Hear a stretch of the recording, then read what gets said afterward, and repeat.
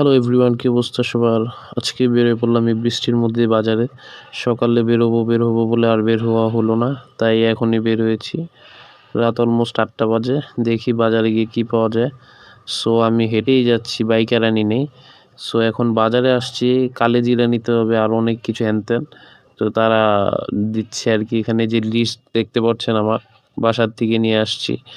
এখন আমার মুগ ডালের দোকানে আসতে হবে। সো এখন মুগ ডালের দোকানে দেখি সে কি বলে। সে বলতেছে একটা পাকিস্তানি, এত যে কোয়ালিটি গাইজ, কোন দিকে যাব? কোয়ালিটি নাকি বিভিন্ন, পাকিস্তানি একটা, ইন্ডিয়ান একটা। আমি বললাম যান দেশিটাই দেন, বাংলাদেশকে আমরা ভালোবাসি। সো তারা এখন দিছে, আমি এখন নিয়ে চলেন। আমার এখন নেক্সট টার্গেট, আমি আবার ফাঁকি কিছু খাইয়া নিই। সো আবার খাওয়াটা ভাল লাগতেছে আমার, যেহেতু কিছু খাইনি সকাল থেকে।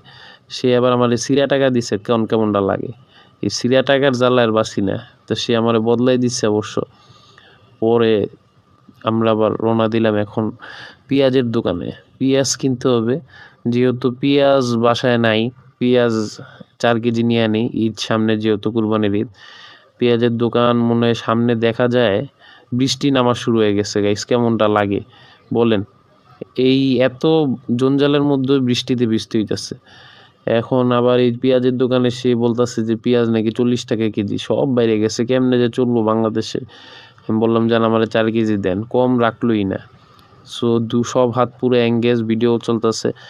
পেঁয়াজ আটা সব নিয়ে এখন সে বলতেছে যে টাকা ভাঙতি নেই। বলেন কেমন লাগে? সে ওই যে ভাঙতি আনতেছে, এই ভাঙতির জ্বালায় কোনো জায়গায় যায় শান্তি পাই না, সবার কাছে ভাঙতি নেই।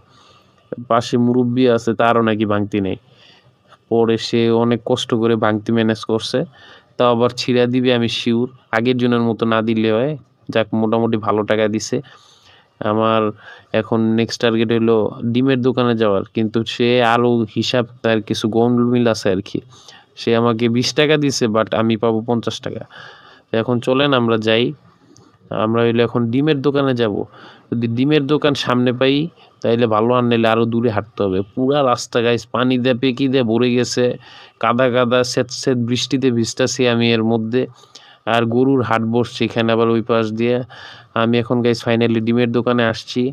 ডিম ওয়ালা মামারে বললাম যে ডিম ভালো দেখে দেন, তো সে বাঁচতেছে, মোটামুটি চেষ্টা করছে। ডিমগুলো আশা করি ভালো হবে। আর ওইদিকে ওই বাইরে বলছে এলো ফার্মের ডিম 1 ডজন দিতে।